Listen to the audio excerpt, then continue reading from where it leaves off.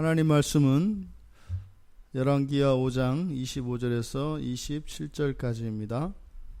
한 목소리로 함께 읽겠습니다. 들어가 그의 주인 앞에 서니 엘리사가 이르되 게하시야 내가 어디서 오느냐 하니 대답하되 당신의 종이 아무데도 가지 아니하였나이다 하니라. 엘리사가 이르되 한 사람이 수레에서 내려 너를 맞이할 때에 내 마음이 함께 가지 아니하였느냐. 지금이 어찌 은을 받으며 옷을 받으며 감람원이나 포도원이나 양이나 소나 남종이나 여종을 받을 때이냐. 그러므로 나아만의 나병이 내게 들어 네 자손에게 미쳐 영원토록 이르리라 하니 게하시가 그 앞에서 물러나오매 나병이 발하여 눈길이 되었더라. 아멘. 나아만 뒤에 그리고 사환 뒤에 내내 서 있던 게하시, 그리고 자기 집 앞에 있던 게하시가 이제 들어가 주인 엘리사 앞에 섰다라고 25절은 이야기를 합니다.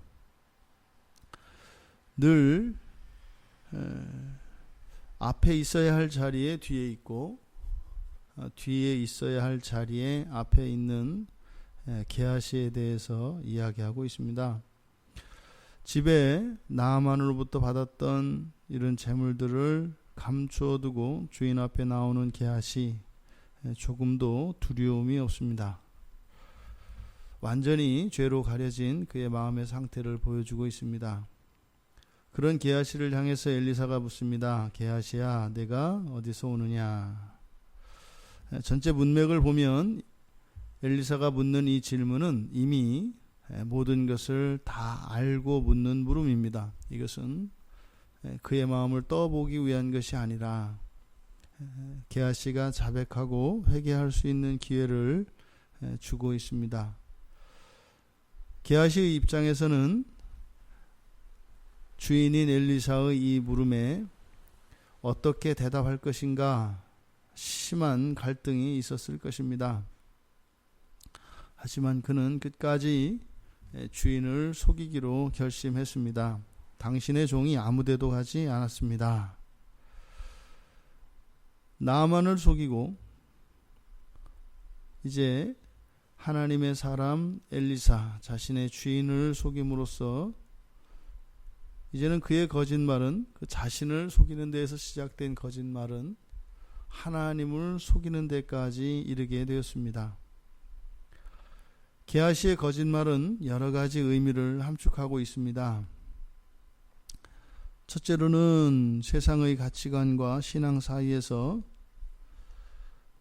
신앙을 버리고 세상의 가치관을 붙잡은 것이 된 것이고, 또 그동안 충성되이 섬겼던 주인인 엘리사를 버린 것이고, 또한 그동안 주인을 섬기며 싸워왔던 자신의 신용과 또는 보여주었던 충성심, 자신의 모든 인격을 버린 것이 됩니다. 이러한 거짓말은 그 거짓말을 정당화시키기 위하여 주인을 더 이상 주인으로 삼지 않고 교만하여져서 주인과 같이 자기 자신을 여기게 되고, 또 이 거짓말은 탐욕을 위한 것이었기 때문에 그 탐욕을 정당화함으로써 자기 자신의 인간성 자체를 버리게 되는 이런 결과를 초래하게 되는 것입니다. 엘리사는 이야기합니다. 내 마음이 함께하지 않았더냐. 내 마음이 함께하지 않을 때냐. 한 사람이 수레에서 내려와 맞이하였던 이 사건은 나만이 게하시가 찾아오는 게하시를 맞이하였던 그 사건에 대해서 이야기하고 있는 겁니다. 엘리사는 그 현장에 있지 않았음에도 불구하고 그것을 다 똑똑히 보고 있었습니다. 이것은 마치 예수님께서 풍랑이는 바다에서 그 파도와 싸우고 있던 제자들을 산 위에서 기도하시며 그것을 보았던 그 장면을 연상시킵니다. 시간적으로 공간적으로 격해 있는 그 이 세상 만물의 모든 것을 보시는 그 하나님의 능력을 엘리사를 통해서 다시 한번 보게 됩니다. 그런데 단순히 나아만이 게하시를 맞이하던 그 장면에 대해서만 이야기하고 있는 것이 아니라 그때 내 마음이 함께 가지 아니하였느냐라고 하는 이 말씀을 통해서 게하시가 나아만을 찾아갔고 나아만이 수레에서 내려 맞이할 때 그때 게하시의 마음속에 일어났던 그 생각, 그것에 대해서 엘리사는 내 마음이 함께하였었다라고 이야기를 하는 겁니다. 그러니까 나아만이 내려 맞을 때 게하시의 마음속에 엘리사가 생각이 났고 그의 신앙의 양심이 그에게 또렷하게 음성으로 들려졌습니다. 게하시가 하고 있는 잘못에 대해서 이 양심이 그의 마음을 찔렀던 것이죠. 그래서 그때 사실 게하시는 돌이킬 수 있는 기회가 있었던 겁니다. 사실을 이야기하고 오히려 자신의 필요를 이야기하였거나 또 그렇게 하고 온 뒤에 엘리사에게 찾아와서 자신의 잘못을 고백할 수 있는 기회가 있었다는 겁니다.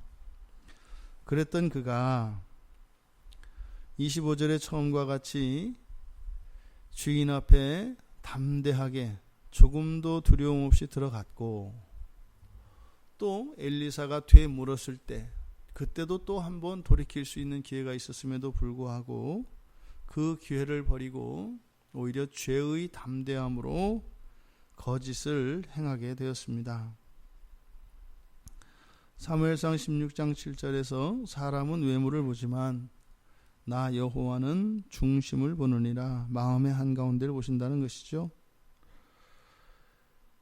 우리의 마음, 우리의 삶, 우리의 생각, 우리의 모든 것을 하나님은 다 아십니다. 마가복음 2장에서도 예수님께서 중풍병자를 고치시는 사건이 있을 때 서기관들의 마음을 다 꿰뚫어 보고 계신 것을 우리들이 확인할 수 있습니다. 이 세상을 살아가는 모든 신자들에게 있어서 우리들이 범죄하고 하나님께 불순종하는 가장 근본적인 이유는 원죄로 인한 오염과 부패입니다. 그것은 우리의 본성에 일어난 것이기 때문에 사실상 우리들이 그것을 어찌할 수는 없습니다. 하지만 예수 그리스도를 믿고 난 이후에 우리들이 저지르는 이런 자범죄들은 그 원죄의 연속성상에 있습니다만 또 그것과 분명히 차별화되어지는 것이 있습니다. 무엇인가 하면 원죄로 말미암은 그러한 문제들을 우리가 해결할 수는 없습니다만 이 자범죄의 문제는 대부분 해결할 수 있다는 겁니다. 그런데 그것을 해결할 수 있는 유일한 길이 바로 뭐라는 거예요?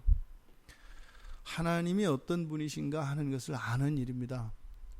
하나님이 어떤 분이신지 아는 참된 지식은 우리들이 하나님을 알았더라면 하지 않았을 그런 많은 일들을 하나님을 온전히 알지 못함으로 인해서 죄를 저지르는 그런 경우들이 매우 많다는 것입니다.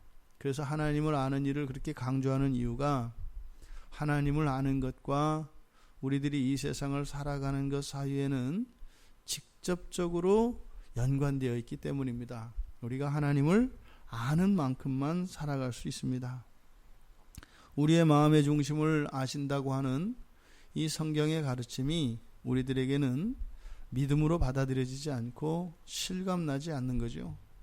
그래서 하나님의 등 뒤에서 살아가는 것처럼 오늘 이 성경에서 이야기하는 게하시와 같이 이렇게 자신을 속이고 사람을 속이고 하나님을 속이며 살아가는 이런 동일한 실수를 우리들의 삶 속에서 반복하고 있다는 것입니다. 엘리사는 게하시가 한 것과 좀 다른 이야기를 합니다. 게하시는 은과 옷 2벌을 받았을 뿐입니다만 엘리사는 은을 받으며 옷을 받으며 감람원이나 포도원이나 양이나 소나 남종이나 여종을 받았다라고 이야기합니다. 그게 사실과 다르죠. 지금 여기서 엘리사가 게하시에게 말씀하신 이 내용은 바로 게하시가 나아만을 찾아가서 그 받은 은과 옷, 그것의 목적이 바로 그 뒤에 있는 내용들이었음을 밝혀주는 것입니다. 그러니까 게하시는 엘리사의 사환이 돼서 지금까지 충성되게 어쨌든 엘리사를 섬긴 사람입니다. 그는 엘리사의 노예도 아니었고 또 제자도 아닙니다. 그러니까 아마 엘리사와 게하시 사이에는 어떤 인연이 있었던 것이 틀림이 없고 개인적인 은혜를 입었거나 또 게하시가 엘리사에 대해서 개인적으로 깊은 감화를 받아서 자원하여서 그의 사환이 된 겁니다. 그러니까 엘리사에 대한 게하시의 감정과 존경심은 남다른 것임에 틀림없었습니다. 그런데 이 사건을 통해서 게하시의 그러한 헌신과 수고, 그런 충성 때문에 모든 것이 자기 자신의 욕심에 있었다고 하는 것을 오늘 엘리사는 이 사건을 통해서 들추어내고 있는 겁니다. 바로 게하시의 마음속에서는 바로 어떤 욕심이 있었어요? 올리브 농장을 가지고 싶고 또 근사한 포도원을 가지고 싶고 거기에서 양도 키우고 소도 키우고 또 그 일들을 하는 많은 남종과 여종을 가지고 싶은 그런 욕심이 있었던 겁니다. 끝내 게하시는 그 욕심에 사로잡혀서 그동안 자신이 쌓아왔던 모든 충성심과 인격과 신용을 다 버렸고 또 주인도 버렸고 또 그 신앙심도 버린 결과가 되었습니다. 결국 엘리사는 단지 나아만을 찾아가서 거짓으로 나아만에게서 은과 옷을 받은 이 사건, 이것에 대해서만 지금 지적하는 것이 아니라 게하시의 마음속에 있었던 모든 악과 거짓을 지적하고 있는 것입니다. 그것으로 인해서 게하시에게 재앙이 선포됩니다. 나아만이 걸렸던 그 나병을 이제는 게하시가 또 거기에서 그치지 않고 자손에게까지 그 병이 미쳐 영원할 것이다 라고 하는 재앙이 선포됩니다. 그 말씀은 그대로 성취가 되지요. 25절의 시작에 게하시가 주인 앞에 섰다. 들어가 그의 주인 앞에 섰다 라고 이야기를 합니다. 그리고 27절의 끝에서 그 앞에서 물러나왔다 라고 합니다. 지금 주인 앞으로 들어가는 장면과 주인 앞에서 물러나오는 이야기가 시작과 끝으로 되어 있는데 바로 이 사이에 있는 내용 여하에 따라서 들어갈 때와 나올 때의 상황이 달라질 수 있는 것입니다. 27절의 끝에서 그 앞에서 물러나오매 나병이 발하였다 합니다. 근데 이 나병은 육체적인 나병이죠. 근데 사실은 주인에게 들어갈 때, 주인 앞에 들어갈 때 이 게하시는 마음에 나병이 걸려 있었습니다. 그 나병을 안고 들어가 주인 앞에 섰던 것이고 그 주인은 하나님의 사람입니다. 그 하나님의 사람 앞에 자신의 죄의 문제를 고백하고 영혼의 그 나병을 고침을 받았어야 합니다. 그런 기회가 주어졌던 겁니다. 그런데 게하시는 그 기회를 선용하지 못하고 그것을 속임으로써 내면에 있었던 영적 나병이 이제 겉으로 드러나 나병 환자가 되어 눈같이 하얗게 되었다라고 합니다. 이렇게 끔찍한 결과를 초래하는 거짓말, 우리에게 임할 그 구원을 누리고 그 구원이 성취되어지지 못하도록 하는 이 거짓말하게 되는 동기에 대해서 성경이 이야기합니다. 탐심에 의해서 거짓말을 하고, 또 두려움에서 그것을 핑계함으로 거짓말을 하고, 또 자랑하기 위해서 거짓말을 하고, 또 교만함으로 거짓말을 하고, 양심의 화인이 맞아 외식함으로 또 거짓말을 하고, 아예 마귀의 자녀가 되어서 사탄의 영향력 아래에서 거짓말을 하는 경우가 있다고 얘기를 합니다.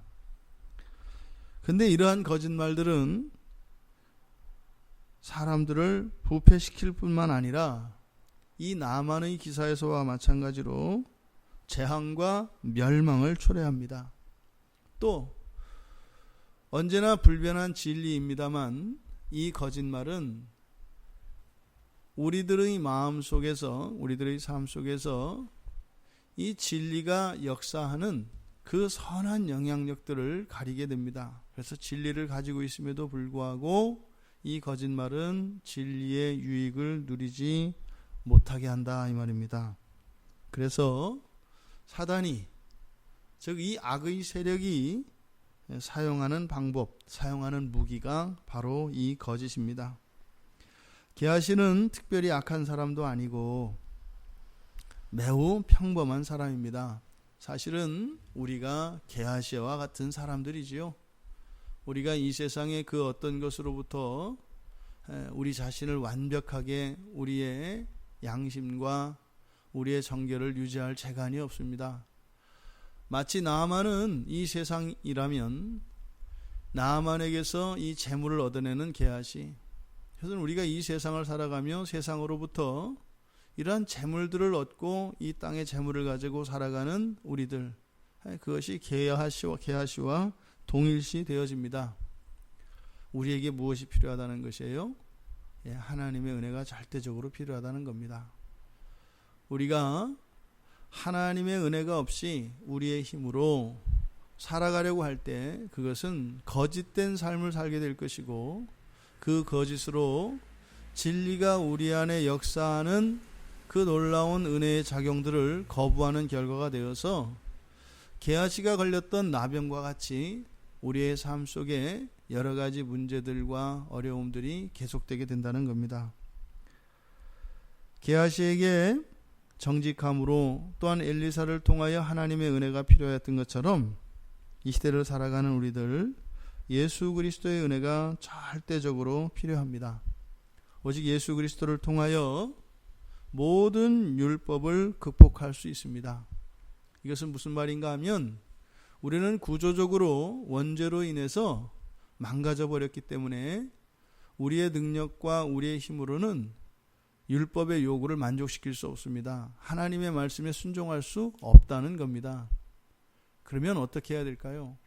바로 우리들의 욕심을 이용하는 겁니다. 우리들의 불구된 모습, 우리들의 이런 오염과 부패를 인정하고 그 오염과 부패가 작동하는 그 원리를 따라 우리가 살아갈 수밖에 없게 되는데, 그 원리가 무엇인가 하면 바로 가장 큰 가치, 가장 큰 유익, 그것을 위해서 살아가게끔 되어 있습니다. 그것이 정욕이지요.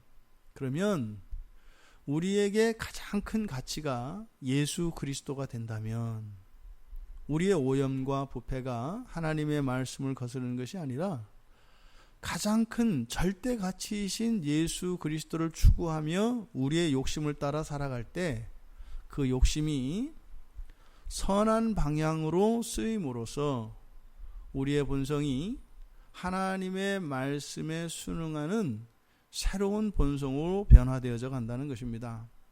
그러니까 관건은 예수 그리스도의 가치를 아는 것입니다. 게하시는 그 신앙보다 재물이 더 큰 가치로 여겼습니다. 그래서 그 가치를 따라, 이 세상의 가치를 따라 살아갈 때 그에게는 거짓이 있었고, 절대가치이신 예수 그리스도, 그 예수 그리스도의 그 가치를 알 때라야만이 정직한 삶으로 하나님의 뜻에 순응하는 그런 복된 삶을 살 수 있게 된다는 겁니다. 해답은 무엇입니까? 예수 그리스도의 참된 가치를 아는 것입니다. 이 세상의 모든 것을 능가하는 예수 그리스도의 그 가치를 알아.